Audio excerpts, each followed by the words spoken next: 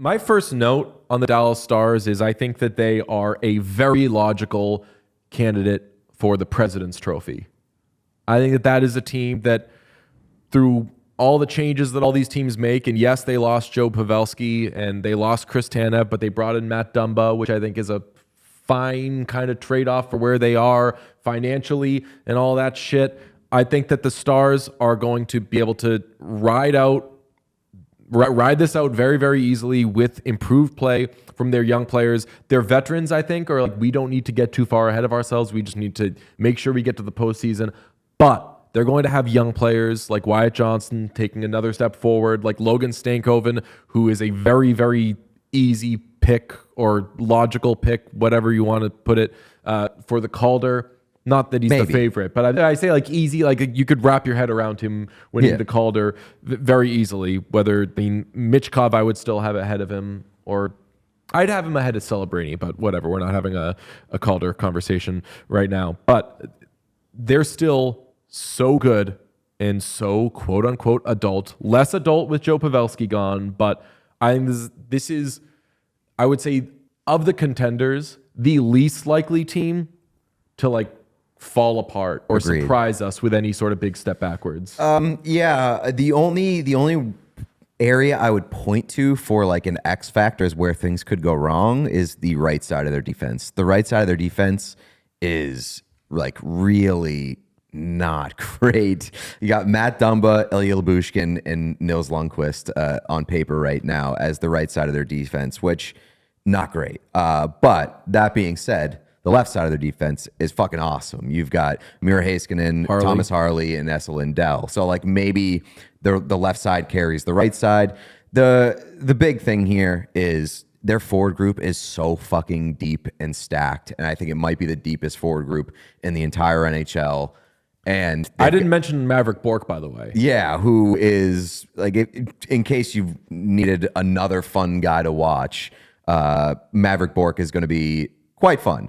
And when you look at like where things went wrong for this team in the playoffs, it's like they went up against the Oilers, and then like Pavelski was invisible. Roope Hintz injured, did come back, but was like fairly ineffective. And then you had their like young pieces kind of get exposed for being young with Logan Stankoven and Wyatt Johnston. And they couldn't, sorry to cut you off, and they couldn't win the way that they usually win. They couldn't score on the power play. Right. Which that might have been an Edmonton thing more than it was a Dallas thing. Like they ran out of gas a little bit, and they also had like a much tougher road to get to that Western Conference final than Edmonton did. So like if the balls bounce and they get a little bit better luck and they have better health, very easily could see them making the Stanley Cup. Hey, thanks for watching the channel. We appreciate everybody who checks out our stuff, but 80% of our viewers are not actually subscribed to this page, so if you could smash that subscribe button, it would go a very long way for us. The more subscriptions we have, the more visibility we get from YouTube, which allows us to do more. So press that button. Thank you. As far as the cup run goes, though, the conversation we had last year, Jake Ottinger needs to like be that guy in the playoffs, which he has shown that he has is not always. Yeah, that is the voice of Sean DePaz, aka the Jake Ottinger truther, yeah. to remind us that Jake Ottinger is earmuffs a little overrated. And I thought that when I saw the NHL 25 rankings come out for the goalies, he was ahead of some guys that I was like, don't let Sean see this, because Sean's going to be like, see, somebody else just getting a little carried. And we all like Jake Ottinger here, right? Yeah. And like, we all agree that his ceiling is very high. Sometimes, though, he just needs to be that guy.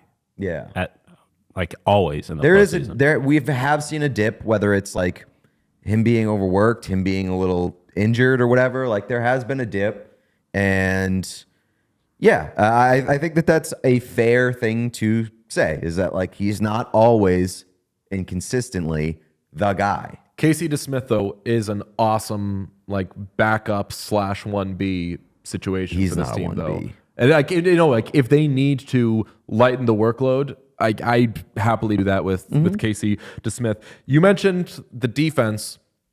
My only negative note for this team, or thing that could get them, or thing that maybe we're overlooking, is that their defense is not amazing. Specifically, you mentioned the right side. If their second pair is Thomas Harley and Ilya Lyubushkin. I love Harley. He's going to score a lot of goals again, but that is not amazing. Yeah, but that's also like one of those things where you go out and get one player during the season and the situation looks a lot better.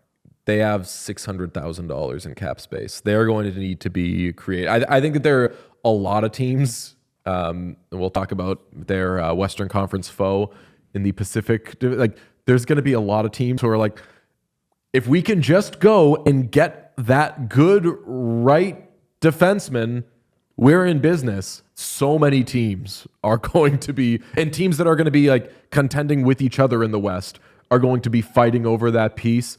So that's going to be very, very interesting. But big win for this team, by the way, in this offseason was keeping Matt Duchene at a very nice number. A guy who just, I think it just seems like he decided he liked playing there, decided like being on that team, and was like, I'm going to stay. And like, I've gotten my money at previous times and it hasn't exactly worked out.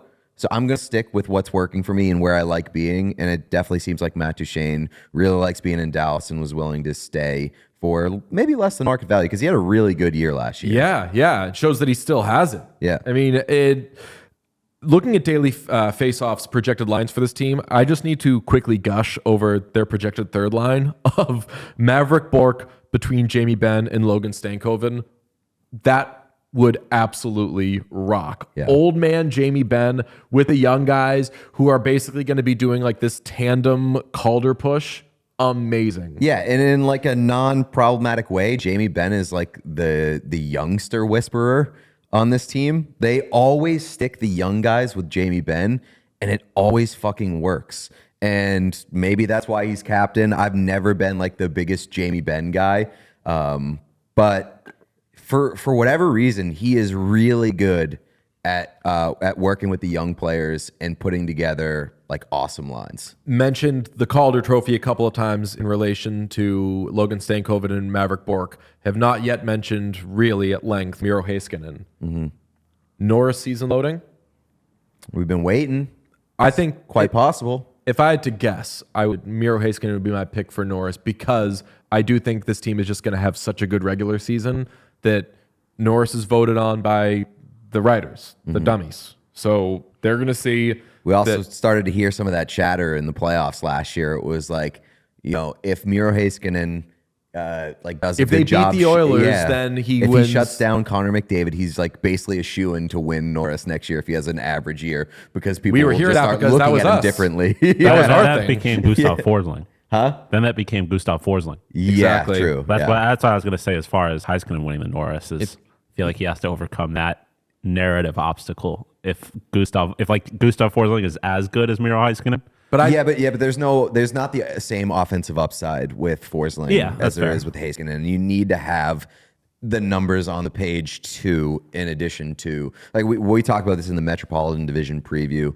Or was it Atlantic? Because we were talking about Forsling. It's like the Jacob Slavin effect, where he just isn't getting the points. Everybody recognizes that he's one of the best defensive defensemen and shutdown guys in the league. But if the points aren't there as well, he's probably not going to win a Norris over guys like Cale Makar, Quinn Hughes, Adam Fox, that group. cannot wait to watch the Dallas Stars this season. Yes. And then I can't wait for it to become February and March. And then I start to become afraid of the Dallas Stars again and freak out every time I see them because I'm like, fuck, they're going to be that team. I think if I have to bet on the President's Trophy, I don't know if you can do that. You probably can. Or can. daily fantasy sports on the President's Trophy. I'm DFSing on the Dallas Stars. You heard it here first. Shout out DLLS. Find all their stuff there. We all silly like the mayor.